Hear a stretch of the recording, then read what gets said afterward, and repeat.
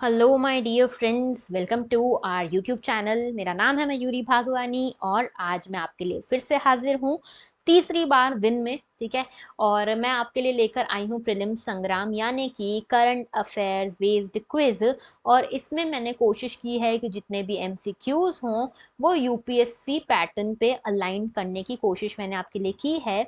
आप इसको अटेम्प्ट ज़रूर करना और मुझे कमेंट सेक्शन में ज़रूर बताना कि आपको इससे फ़ायदा मिल रहा है या नहीं मिल रहा है। और मुझे अपने स्कोर्स बताना मत भूलना।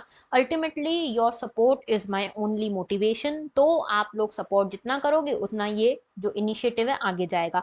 तो 12 अगस्त के प्रीलिम संग्राम में आगे बढ़ते हैं। आपके सामने क्वेश्चन आ रहे हैं। पहला क्वेश्चन आप सभी के सामने ये रहा, which of the following statement is or are correct regarding Langya virus. Langya virus को लेकर कौन से स्टेटमेंट सही हैं? First statement says that this virus has jumped the species barrier like corona virus. Second statement says that current evidence shows that bit bats and pigs to be the natural reservoir of this virus. Third statement says currently there is no licensed drug or vaccine to treat or prevent its infection in humans. तो यहाँ पे तीन statement आपके सामने हैं। इसमें से सही स्टेटमेंट कौन कौन से हैं मुझे जल्दी जल्दी बताओ कमेंट सेक्शन में। मैं आपको इसका सही जवाब दे देती हूँ। उससे पहले मैं आपको एक बार स्टेटमेंट समझा देती हूँ। फर्स्ट स्टेटमेंट का मतलब यहाँ पे मुझे लग रहा है आप लोगों को डाउट होगा। स्पीशी बैरियर को जंप करने का मतलब ये है कि जैसे कोरोना वायरस कैसा था, जूनोटिक डिसीज था। जूनोटिक यानी कि एनिमल टू ह्यूमन ट्रांसमिशन हो सकता था, तो ये स्पीशी बैरियर ब्रेक हुआ ना, एनिमल से लेके ह्यूमन ट्रांसमिशन हुआ। तो वैसे ही लांगिया वायरस भी ऐसा जूनोटिक डिसीज है जिसमें एनिमल टू ह्यूमन ट्रांसमिशन हो रहा है। तो क्या ये सही है? हाँ, ये सही है। अगर इसको सिंपल लिखना होता तो मैं लिखती this virus is a zoonotic virus. ठीक है, तब आप लोग आसानी से इसको सही कर देते। तो इसका फर्स्ट स्टेटमेंट सही है। सेकंड स्टेटमेंट गलत है। बैट्स या पिग्स नहीं, श्रियूज से ये आ रहा है। श्रियूज इसके नेचुरल रिजर्वायर है। श्रियूज यानी कि रैट्स जो हैं वो इसके नेचुरल रिजर्वायर हैं। थर्ड स्टेटमेंट सही है। थर्ड स्टेटमेंट जो है वो बोलता है कि कोई ड्रग्स इसके लिए नहीं है, कोई वैक्सीन नहीं है, ये सही है। तो फर्स्ट एंड थर्ड स्टेटमेंट सही है, सेकंड गलत है। इसका आंसर होगा सी 1 और 3। ओके। नेक्स्ट क्वेश्चन आप सभी की स्क्रीन पे है। Consider the following statement regarding criminal procedure identification act 2022। 2022 का जो क्रिमिनल प्रोसीजर आइडेंटिफिकेशन एक्ट है इसके बारे में बताइए। First statement says it provides the legal sanction to law enforcement agencies for the collection of measurements of convicts and other persons. Second statement says the Prisoners Act of 1920 collected measurements even for the petty offences, while this act collects data only for imprisonment of 1 year or upwards. Third statement says each state must notify an appropriate agency to collect and preserve this database of measurements. ये तीन statement आपके सामने। सही जवाब क्या है फटाफट से कमेंट सेक्शन में बता दो। मैं आपको इसका सही जवाब बता देती हूँ। देखो, इसका सही जवाब जो है स्टेटमेंट वाइज देखते हैं। फर्स्ट स्टेटमेंट बिल्कुल सही है। लीगल सैंक्शन यहाँ पे मिले हैं लॉ एनफोर्समेंट एजेंसीज को कि यहाँ पे मेजरमेंट लिया जा सकता है, कन्विक्ट्स का भी और अदर पर्सन का भी। दूसरा स्टेटमेंट गलत है, उल्टा लिखा हुआ है। ये वाला जो एक्ट है ना, नया एक्ट जो है क्रिमिनल प्रोसीजर एक्ट, ये बोलता है कि पेटी ऑफेंसेस के लिए भी आप मेजरमेंट ले सकते हो। पुराना एक्ट जो था prisoner identification of prisoner act जो था 1920 का, ये बोलता था कि 1 साल से ज्यादा जिसमें सजा होगी उसी के लिए आप मेजरमेंट ले सकते हो। ठीक है, तो सेकंड स्टेटमेंट गलत है और थर्ड स्टेटमेंट फिर सही है। हर स्टेट को नोटिफाई करना पड़ेगी अपनी एजेंसी। तो first and third statement are correct. इसका सही आंसर होगा बी 1 और 3 only. Moving forward to the next statement, next question.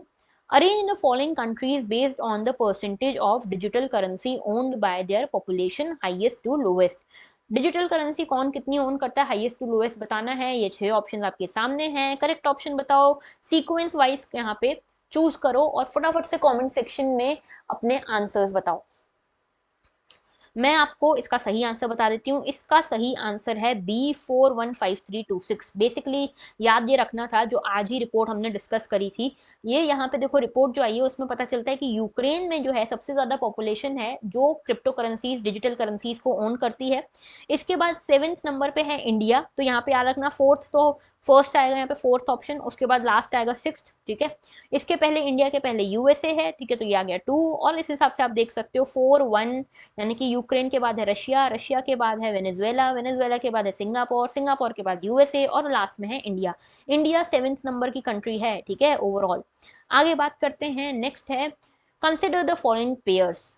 तो फॉलोइंग पेयर्स आपको कंसिडर करने हैं। फेमस स्लोगन और किसने बताए थे, किसने ये स्लोगन्स कॉइन किए, इनके बारे में बताना है। डू और डाई गांधी, महात्मा गांधी मतलब इसका ये है। क्विट इंडिया यूसुफ मेहर अली। तीसरा आपका स्टेटमेंट है इनकलाब जिंदाबाद हसरत मोहानी। चौथा है वंदे मातरम बंकिम चंद्र चट्टोपाध्याय। इनमें से कौन कौन से पेयर्स करेक्टली मैच्ड हैं ये जरा बताओ मुझे कमेंट सेक्शन में जल्दी जल्दी। तो मैं आपको इसका सही आंसर बता देती हूँ। इसका सही आंसर है ऑल फोर पेयर्स। देखो नए तरह का पैटर्न आ गया यूपीएससी में, इसीलिए इस तरह का क्वेश्चन रखा है आपके सामने। चारों यहाँ पे पेयर्स जो है सही है। डू और डाई गांधी जी ने दिया था, क्विट इंडिया यूसुफ मेहर अली ने दिया था, इनकलाब जिंदाबाद हसरत मोहानी जी ने दिया था, और वंदे मातरम बंकिम चंद्र चट्टोपाध्याय जी ने दिया था ये स्लोगन। ओके, आगे बढ़ते हैं। नेक्स्ट क्वेश्चन आप सभी की स्क्रीन पे केबीसी जैसा पूरा सिस्टम चल रहा है हमारा।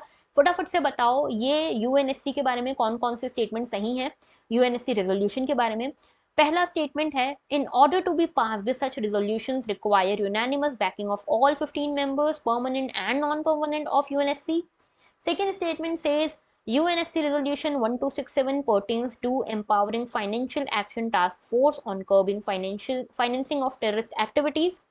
कौन कौन से ऑप्शन करेक्ट हैं जल्दी जल्दी बताओ, कमेंट सेक्शन में अपना जवाब देना मत भूलना। मैं आपको इसका सही जवाब दे देती हूँ। इसका सही जवाब है नीदर वन नॉट टू। ठीक है, क्यों? क्योंकि देखो फर्स्ट स्टेटमेंट तो गलत है। यहाँ पे मैंने आपको सुबह ही बताया था डीएनए जब हम डिस्कस कर रहे थे डेली न्यूज एनालिसिस में कि यूनाइटेड नेशन सिक्योरिटी काउंसिल में कोई भी रेजोल्यूशन जाता है तो 9 मेंबर्स या 9 से ज्यादा मेंबर्स उसको अप्रूव करें। और इनमें से जो अपोजिंग मेंबर्स हैं, अपोजिंग एक भी परमानेंट मेंबर नहीं होना चाहिए। एक भी परमानेंट मेंबर ने यहाँ पे अपोज कर दिया तो उसका वीटो लग जाएगा। ठीक है, तो अप्रूव नहीं हो पाएगा पूरा जो भी यहाँ पे प्रपोजल है, रेजोल्यूशन है। लेकिन ओवरऑल 9 मेंबर्स का यहाँ पे अप्रूवल चाहिए होता है, तो 15 मेंबर्स का नहीं चाहिए, 9 मेंबर्स का ही चाहिए। सेकंड स्टेटमेंट भी गलत है। 1267 रेजोल्यूशन जो है this deals with a designated list of terrorist. ठीक है, तो टेररिस्ट को डेजिग्नेट करने से ये डील करता है। ओके, इसका एफएटीएफ से कोई संबंध नहीं है सीधी तरीके से। ठीक है, तो नीदर वन नॉट टू इसका सही आंसर है। मुझे अपने अपने आंसर्स, अपने अपने स्कोर्स कमेंट सेक्शन में जरूर बताना। कोई भी आपको प्रॉब्लम हो तो आप मुझसे इन सभी मीडियम्स के थ्रू कनेक्ट कर सकते हो। ओके, सो आज के लिए इतना ही था। अगर आपको ये क्विज अच्छी लगी तो लाइक जरूर करना, कमेंट अपने स्कोर जरूर करना, अपना फीडबैक जरूर स्कोर करना, और ये जो पूरा वीडियो है शेयर करना अपने दोस्तों के साथ। कंपीट किया करो, उनको भी बताओ कि भैया तुम्हारे कितने आ रहे हैं, हमारे कितने आ रहे हैं मार्क्स। ठीक है, और सब्सक्राइब नहीं किया है तो ये भी कर लो। That was all for today, thank you for watching and have a very good day.